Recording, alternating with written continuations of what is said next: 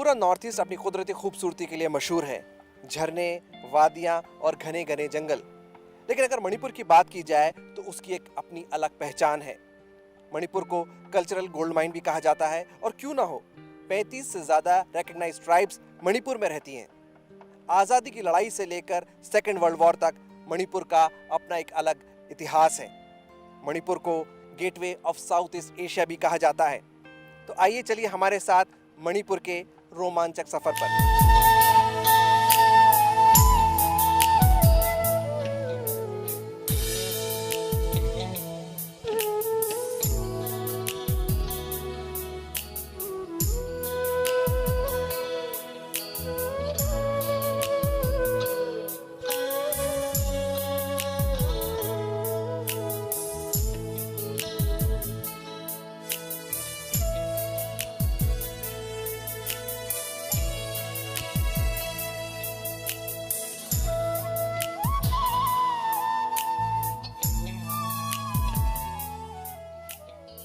मैं इस वक्त इम्फाल नदी के पश्चिमी तट पर बने कंगला किले के दरवाजे पर खड़ा हूँ। ये किला अपने आप में एक इतिहास है। 17वीं शताब्दी में महाराज खंगेम्बा और 18वीं शताब्दी में महाराज गरीब नवाज ने कंगला को मणिपुर की राजनीतिक और धार्मिक राजधानी बनाया। 1891 में इस किले पर अंग्रेज़ों ने कब्जा कर लिया और 1915 में इस किले पर 4 असम राइफल्स को स्थापित कर दिया। ये किला असम राइफल्स के पास 2004 तक रहा। लेकिन क्या सिर्फ इतनी ही कहानी है कांगला किले की, या फिर इसका इतिहास और भी बहुत पुराना है? आइए चलिए मेरे साथ और मैं बताऊंगा आपको क्या कुछ छिपा है कांगला किले में।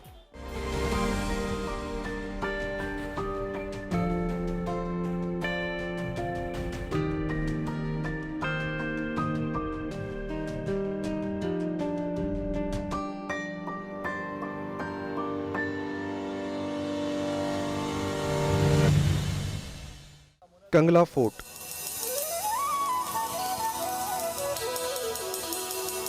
पश्चिमी इम्फाल जिले में स्थित यह किला मणिपुर के इतिहास और पुरातन की सबसे उम्दा मिसाल है। दन कथाओं के मुताबिक किले का इतिहास 33 ईस्वी से शुरू होता है, जो आज बर्तानिया बर्बरता में दफन हो चुका है।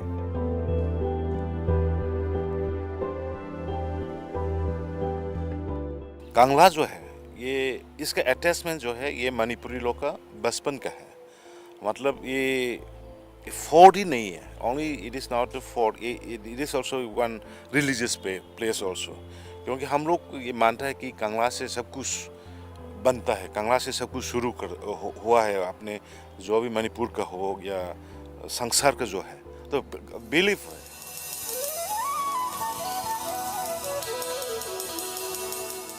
कंगला फोर्ट के अंदर सबसे पहले पड़ता है उत्तरा, जिसका मतलब होता है गेट। और जैसे कि आप देख सकते हैं, मैं इस वक्त हूँ नुंगोई भी इस जगह का नाम है। इसका एक अपना इतिहास है। 1857 में आज़ादी की पहली जंग लड़ी गई और 1891 में हुआ मणिपुर बैटल। अंग्रेज़ों की ज़बरदस्त फौज के सामने मणिपुर के राजा ने घुटने नहीं टेके और आखिरी सांस तक उसका मुकाबला किया। हिस्ट्री में बताती है कि Manipur is the last territory to be occupied by Britishers. 19वीं सदी के आखिर में अंग्रेजों ने किले के वैभव और इतिहास को बड़ी बेरहमी से नेस्तो नाबूद करने की कोशिश की। बावजूद इसके ये किला मणिपुर के इतिहास और संस्कृति का नायाब नमूना है।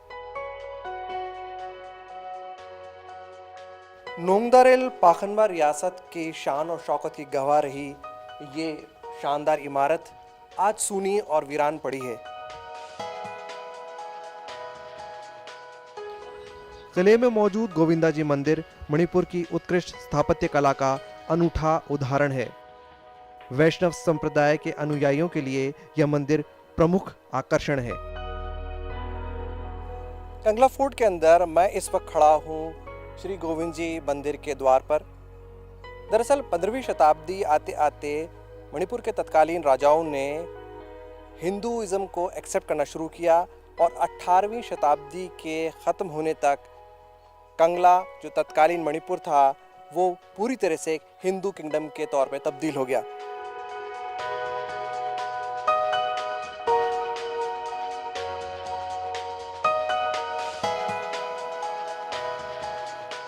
श्री श्री गोविंदा जी मंदिर का निर्माण 1842 में महाराज नरसिंह ने करवाया। 1868 में एक जबरदस्त भूकंप आया जिसमें ये मंदिर और इसके अंदर की जो मूर्तियां हैं वो ध्वस्त हो गई। 1869 में महाराजा चंद्रकीर्ति ने इस मंदिर का फिर से निर्माण करवाया। 1976 के ancient and historical monuments and archaeological sites and remains act के तहत अब ये जो इमारत है वो ASI के अधीन है। किले में मौजूद अजायब घर ने मणिपुर राज के तत्कालीन शासकों और अंग्रेजों से उनकी जंग को दस्तावेजों और चित्रों के जरिए बखूबी सहेज कर रखा है। फोर्ट के अंदर पाखंबा मंदिर है। पाखंबा वो राजा था जिसको देवताओं का दर्जा प्राप्त था और यहाँ पर एक पिक्टोग्राफिक इलस्ट्रेशन भी है किस तरह से इंसान का एवोल्यूशन हुआ, उसने देवताओं का दर्जा प्राप्त किया। इस पर ज़्यादा बात करने के लिए हमारे साथ हैं सुजाता, जो यहाँ पर असिस्टेंट आर्कियोलॉजिस्ट भी हैं। सुजाता, ये क्या बताता है हमें? यहाँ पे हम देख सकते हैं कि नीचे पानी है जो है, this is the water body from which the human evolution starts. As in science we have human evolution, this is the same depiction where there is this plant and then the amphibian, you have the animals and then you have the human, the hominoids. And beyond that is a god Pakhangba. Pakhangba is represented in the form of a serpent. So this depicts that beyond us is our almighty god Pakhangba.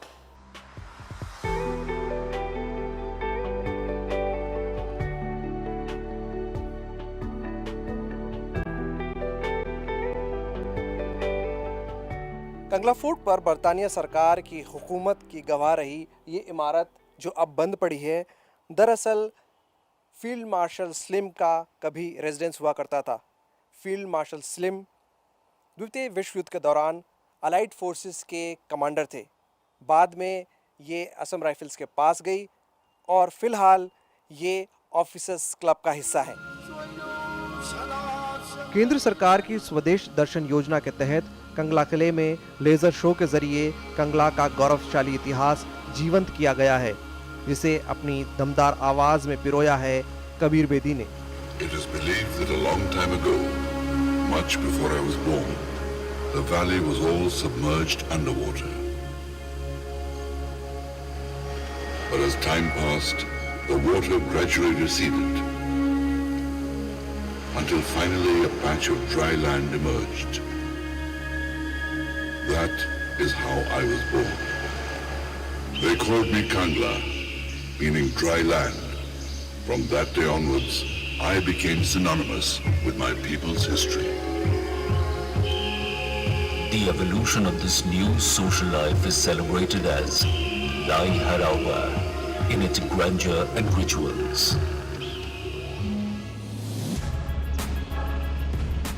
कंगला से निकलकर अब चलते हैं मैदान जंग खोमजोंग।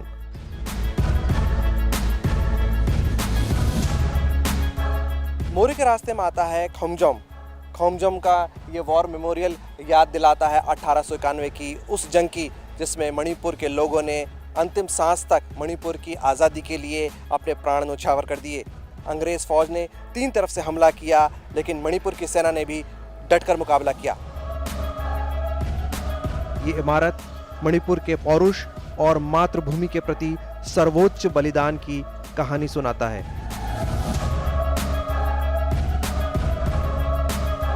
दुश्मन दरवाजे पर खड़ा है, लेकिन उसे पीठ दिखाकर भागना मुझे मंजूर नहीं।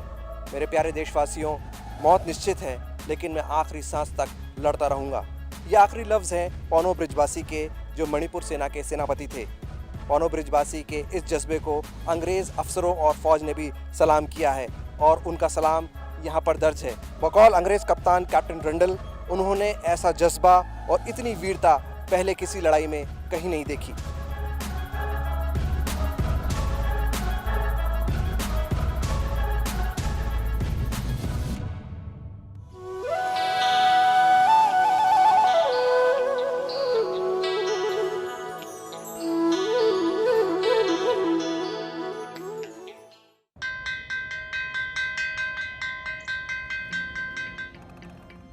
पहला अक्षर अ रट लो तो व से एक विद्वान होगा। पक्की होगी बुनियादें तो ह से हिंदुस्तान होगा। पहले करो शुरुआत करो, करो तो पक्की बात करो। वंडर सीमेंट, एक परफेक्ट शुरुआत। नमस्कार नमस्कार नमस्कार। क्या भैया? सेप्टिक टैंक शौचालय के लिए। सेप्टिक टैंक, ये जब भर जाएगा तो कचरा कहाँ फेंकोगे? फिर से लोटा यात्रा शुरू। सुनिए, 2 गड्ढों वाले शौचालय के बारे में सुना है? नहीं सुना? आइए समझाते हैं। देखिए, 2 गड्ढा बनाइए। पहले वाला जब मल से भर जाएगा ना तो ये चालू हो जाएगा और साल भर के अंदर इसके अंदर जो मल है ये खाद बन जाएगा, इसे खाली कर दीजिए। इसी तरह शौचालय जो है वो आजीवन चलता रहे, न बीमारी फैलेगी न बदबू। और पैसे? अरे वो सेप्टिक टैंक से कई गुना सस्ता। हाँ, क्या समझे? शौचालय 2 गड्ढों वाला ही बनवाना है और स्वच्छता को सदा अपनाना है। सर्दी से इतना परेशान है, सो भी नहीं पाता। विक्स वेपोर अब ट्राई किया? ये काम करेगा? बिल्कुल, ये दे सर्दी से राहत 8 घंटों तक। सर्दी जैसे गायब और आराम से सो भी पाया। अब से विक्स वेपोर अप। नमस्कार नमस्कार नमस्कार। क्या भैया? सेप्टिक टैंक शौचालय के लिए। सेप्टिक टैंक, ये जब भर जाएगा तो कचरा कहाँ फेंकोगे? फिर से लोटा यात्रा शुरू। सुनिए, 2 गड्ढों वाले शौचालय के बारे में सुना है? नहीं सुना? आइए समझाते हैं। देखिए, 2 गड्ढा बनाइए। पहले वाला जब मल से भर जाएगा ना तो ये चालू हो जाएगा और साल भर के अंदर इसके अंदर जो मल है ये खाद बन जाएगा, इसे खाली कर दीजिए। इसी तरह शौचालय जो है वो आजीवन चलता रहे, न बीमारी फैलेगी न बदबू। और पैसे? अरे वो सेप्टिक टैंक से कई गुना सस्ता।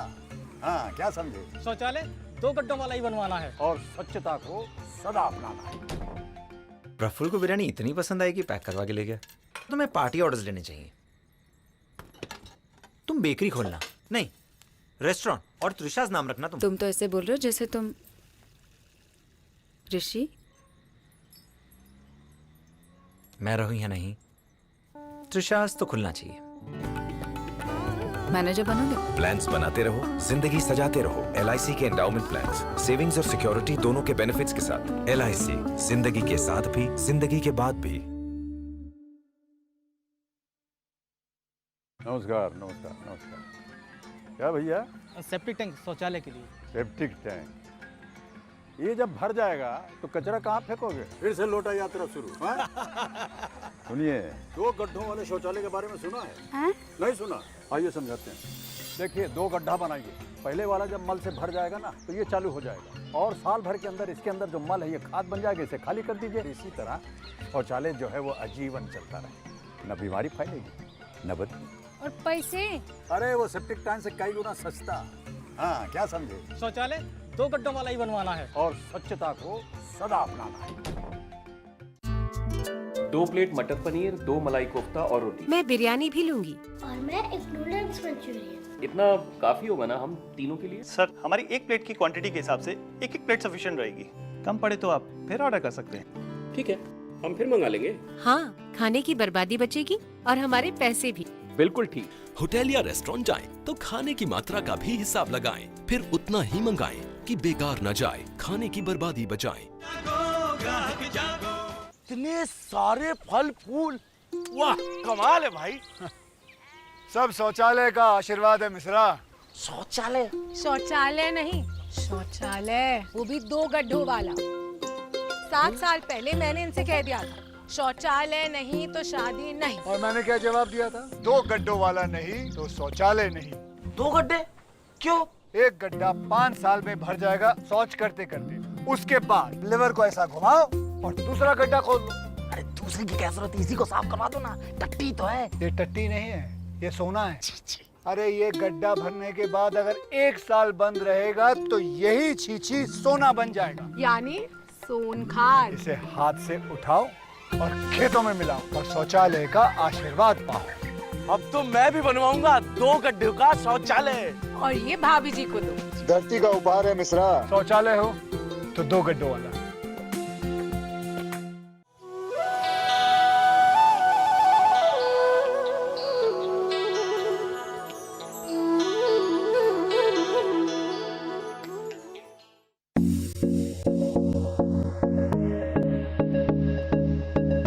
ईमा मार्केट या ख्वायरम बंद बाजार।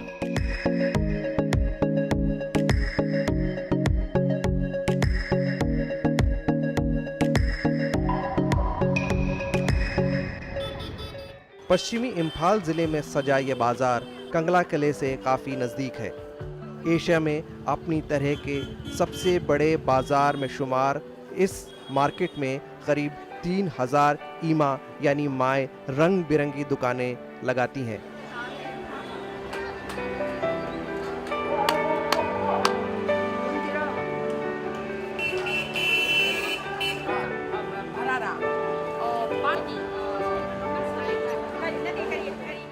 राजधानी इम्फाल में मैं इस वक्त हूँ ईमा मार्केट में। ईमा का मतलब होता है माँ। ये वो जगह है जो अपने आप में बहुत ख़ास है। शायद एशिया के अंदर अपने तरह का ये सबसे बड़ा बाज़ार है जहाँ पर दुकानें लगाने का हक सिर्फ महिलाओं को है।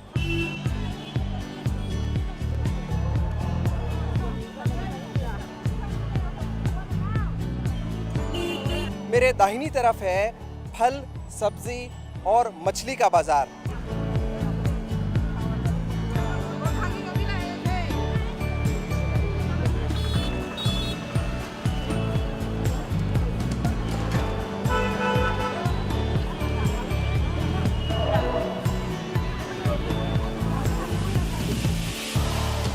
अंगूर, सेब, अनार रंग बिरंगे, रसीले और ताज़ा। जी हाँ, मैं इस वक्त पहुंच गया हूँ ईमा मार्केट के जो फल सब्जी वाला जो जगह है वहाँ पर। और जैसे कि आप देख सकते हैं सुबह सुबह माएँ तैयार होकर आई हैं और ख़रीदारी का वक्त अब शुरू हो गया है। आप देख सकते हैं ये फल बहुत फ्रेश है, लेकिन सब कुछ भारत से नहीं है, बाहर से भी आया है। आइए बात करते हैं कुछ लोगों से और आपको बताएंगे क्या क्या कहाँ से आया है। क्या नाम है आपका? सरोजिनी। सरोजनी, ये बताइए कि कितने साल से आप दुकान कर रहे हैं यहाँ पर? 1 years बैठा है ना। 21 साल हो गए आपको यहाँ पर। अच्छा, यहाँ पर कितनी दुकानें हैं फल सब्जी की? 1800। अच्छा, ये जो फल आए हैं ये कहाँ से आए हैं? ये ब्रह्मा है ना, ये करिहाइतारिया, Himachal, Calcutta, Guwahati.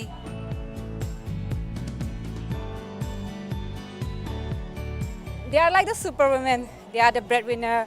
They are a mother. They are like they do everything to their best level.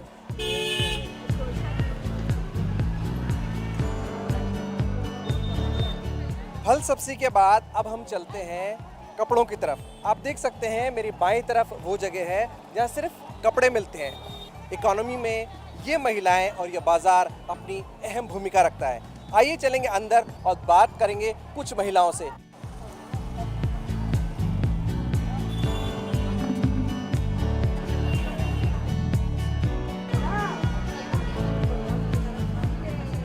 मैं इस वक्त ईमा मार्केट के अंदर आ गया हूं और जैसे कि आप देख सकते हैं चारों तरफ बिखरा है, सजा है ये रंग बिरंगा बाज़ार।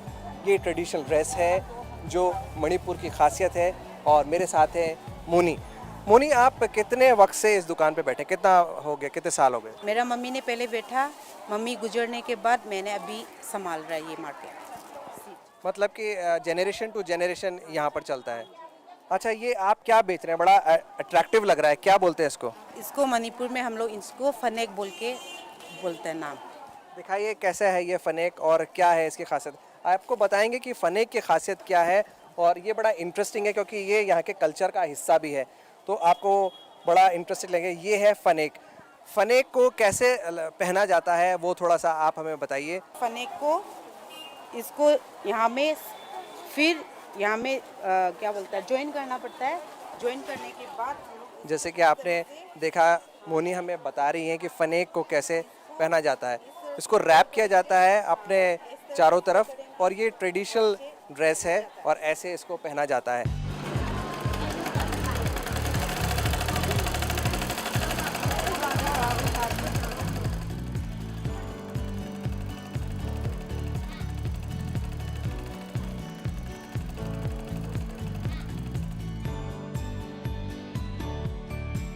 फल सब्जी, पूजा की सामग्री और साज श्रृंगार। जी हाँ, महिलाओं के लिए सजना संवरना कितना ज़रूरी है ये मुझे आपको बताने की ज़रूरत नहीं है। बहरहाल इस बाज़ार के अंदर वो सब चीज़ें भी हैं जो महिलाओं की खूबसूरती में चार चांद लगाती हैं। जैसे कि आप देख सकते हैं ये सारी परंपरागत चीज़ें हैं जिनसे मणिपुरी महिलाएं अपना श्रृंगार करती हैं। आइए बात करते हैं एक महिला से जो दुकानदार भी हैं, माँ भी हैं। ये क्या बना रही है? ये सिर में पहनने का है और ये ईश्वर भी पहनते हैं और डांस करते समय ना, और शादी के समय भी सिर में पहनते हैं लड़की लोग। ये मुकुट है? हाँ, मुकुट है। अच्छा सुमीला, हमें ये बताइए कि क्या क्या है आपकी दुकान में? काफ़ी सारी चीज़ें हैं और ये कहाँ से आती है? मणिपुर की क्या है? मणिपुर की बनाया हुआ ये चीज़ है, ये चूड़िया है, ये भी है, ये लड़की का चूड़िया और ये लड़का का, और ये ईश्वर भी पहनते हैं और आदमी भी पहनते हैं, और ये कान का है, ये कान का डांस करते समय ना ये कान में लगाएगा, और ईश्वर लोग भी ये लगाएगा। अच्छा ये बताइए आप कितने सालों से इस दुकान पे बैठ रही हैं? ये दो साल से यहाँ बैठा है। किसकी दुकान है ये? ये हमारी सास का है, सासू माँ का। अच्छा, सास की दुकान अब बहू ने संभाल ली है, तो आप समझ सकते हैं कि अब बैटन पास ऑन हो गया है नेक्स्ट जनरेशन को। आपकी दुकान कितना सपोर्ट है आपके फैमिली के लिए? 50% तो सपोर्ट है।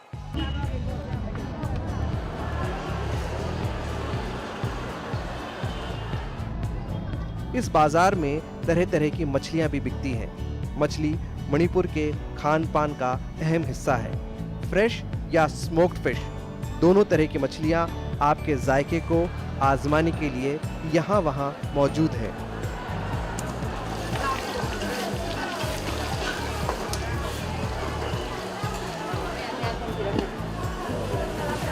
और अगर आपके मुंह में पानी आ रहा है तो जनाब, इस बाजार में लजीज खाना भी मौजूद है जिसे यहाँ की ईमाएं बड़े प्यार और सफाई से मणिपुरी अंदाज में पकाती हैं। तो फिर देर किस बात की है?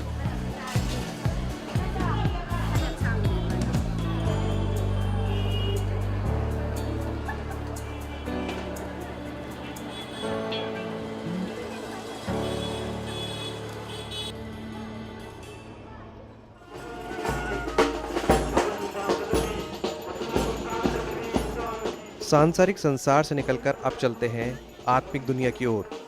ईमा मार्केट से ईमा पांथोइबी के पास। ईमा पांथोइबी यानी माँ पांथोइबी। पांथोइबी को दुर्गा का अवतार माना जाता है और नवरात्र के दिनों में ईमा पांथोइबी की सवारी निकाली जाती है।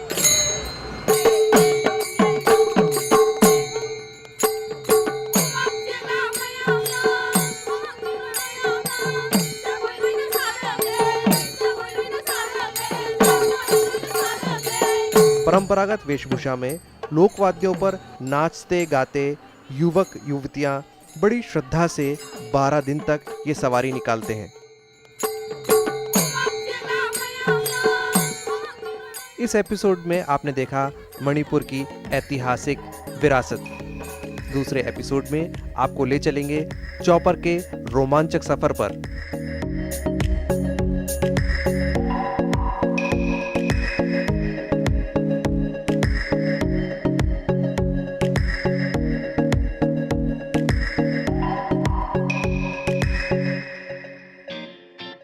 आपको दिखाएंगे नॉर्थ ईस्ट की सबसे बड़ी ताजे पानी की झील।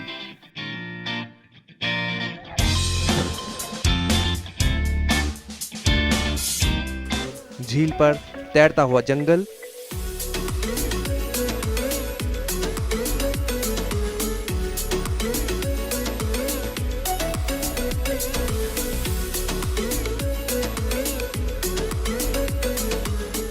और जंगल पर राज करता डांसिंग डियर।